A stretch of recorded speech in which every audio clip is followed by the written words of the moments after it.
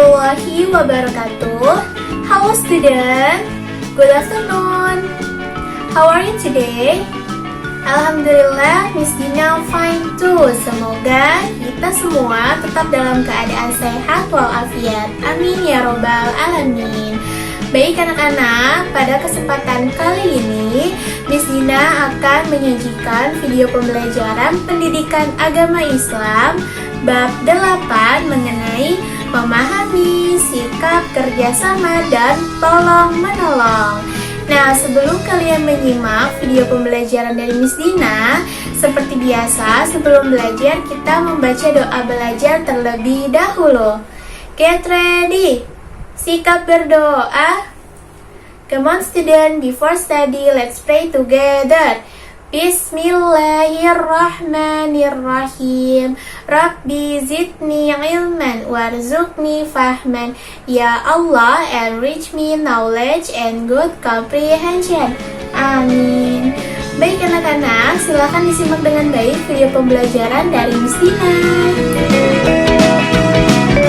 Baik anak-anak, sekarang pertama kita akan membahas mengenai memahami sikap kerjasama dan tolong-menolong. Lalu yang kedua, nanti Miss Dina akan menjelaskan mengenai mencontohkan sikap kerjasama dan tolong-menolong di lingkungan rumah, di lingkungan sekolah, dan juga di lingkungan masyarakat. Tolong disimak dengan baik. Nah, sekarang untuk pengertian dari tolong-menolong itu sendiri memiliki arti adalah membantu meringankan beban seseorang, atau tolong-menolong juga bisa diartikan sebagai bekerja sama. Nah, kita sebagai manusia, kita adalah makhluk sosial, kita tidak bisa hidup sendiri. Kita harus hidup dengan bantuan orang lain. Kalian hidup sudah pasti tidak sendiri. Kalian dibantu oleh kedua orang tua kalian. Orang tua kalian yang menyekolahkan kalian. Kalian gak mungkin mencari uang sendiri untuk menyekolahkan diri kalian sendiri. Nah, jadi ketika seseorang itu sudah saling membantu, maka pahala akan terus mengalir ke orang tersebut. Nah, kenapa? Karena di dalam Islam Allah itu mengajarkan kepada hambanya, kepada kita semua yang beragama Islam untuk bisa saling tolong-menolong. Karena Allah itu berfirman di dalam Al-Quran di surah Al-Maidah ayat kedua yang berbunyi, Bismillahirrahmanirrahim, wa ta'awanu 'alal birri wattaqwa wa la ta'awanu 'alal itsmi wal 'udwan, yang artinya adalah, dan tolong menolonglah kamu dalam mengerjakan kebajikan dan takwa, dan jangan tolong menolong dalam berbuat dosa dan permusuhan. Jadi anak-anak, tolong menolong itu sangat dianjurkan di dalam Islam, tetapi dengan satu syarat, tolong menolongnya itu harus di dalam kondisi atau di dalam jalan kebaikan. Contohnya, kalau misalnya kita tolong menolong atau bekerja sama di dalam hal keburukan atau di jalan yang buruk. Misalnya kalian membantu teman kalian untuk mencontek. Jadi kalian nutupin supaya guru nggak ada yang tahu kalau teman kalian itu mencontek. Nah, itu adalah contoh dari tolong menolong atau bekerja sama dalam hal yang tidak baik. Itu adalah hal yang tidak terpuji, tidak pantas untuk dicontoh, atau bahkan tidak pantas untuk kita menolong orang tersebut. Tapi kalau misalnya kita melakukan tolong menolong di jalan kebaikan atau di jalan yang benar, itu misalnya adalah ketika kalian tolong menolong membantu korban bencana alam, misalnya korban kebanjiran, kalian ikut serta memberi donasi. Nah, itu adalah tolong menolong atau bekerja sama di jalan yang baik. Kalau misalnya kalian berdonasi, kalian membantu meringankan beban korban banjir, korban longsor, dan korban bencana alam lainnya, maka kalian nanti akan mendapat pahala. Lain halnya kalau misalnya kalian itu membantu teman kalian atau membantu siapapun dalam hal yang tidak baik, dalam hal yang tidak disenangi sama Allah, maka dapatnya bukan pahala, tapi apa?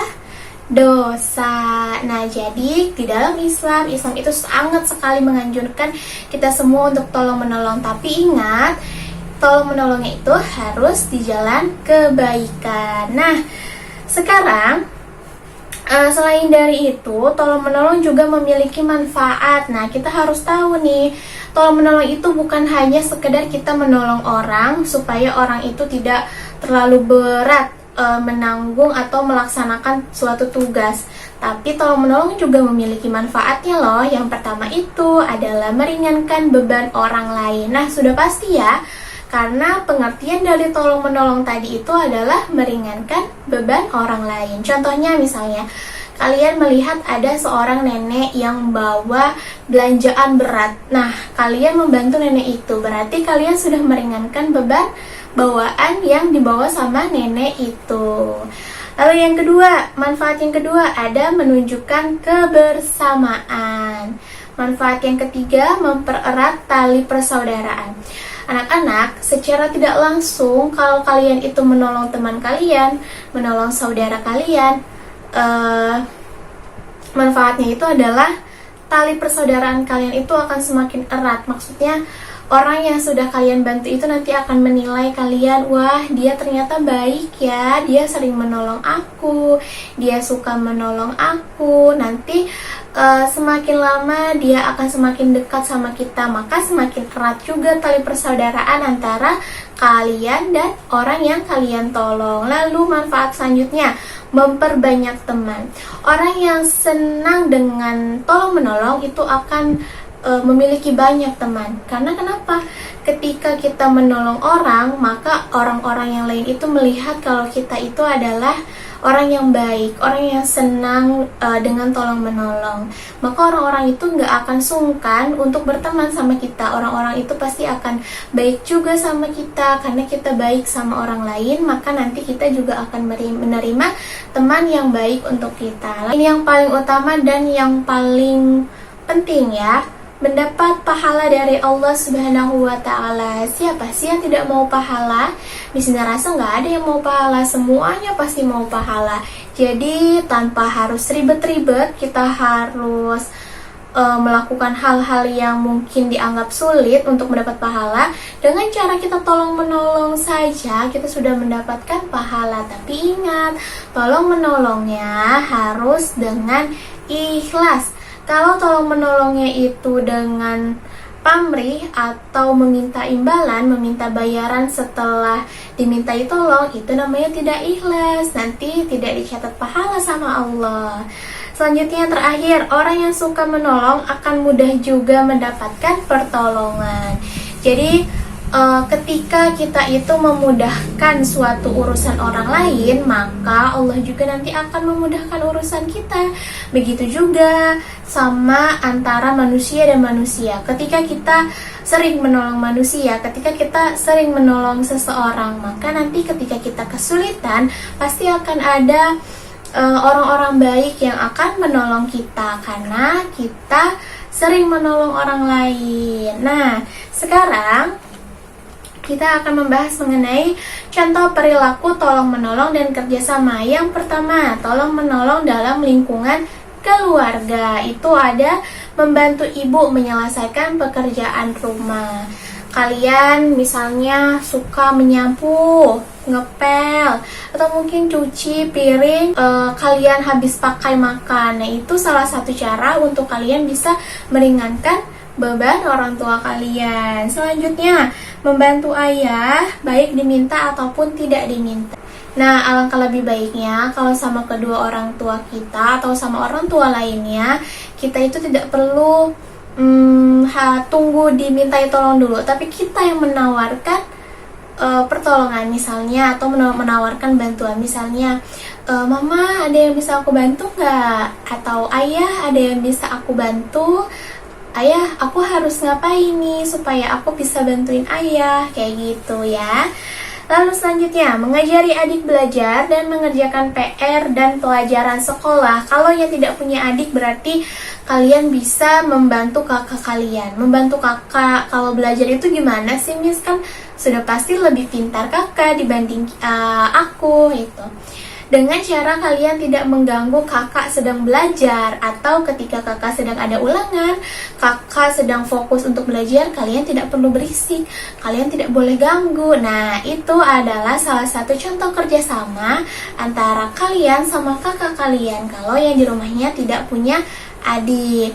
Nah, itu untuk di lingkungan rumah. Lalu selanjutnya di lingkungan sekolah, tolong menolong di lingkungan sekolah. Yang pertama itu ada berbagi makanan dan minuman. Selanjutnya, mengajari teman ketika teman tidak mengerti suatu pelajaran. Nah, itu adalah tolong menolong juga.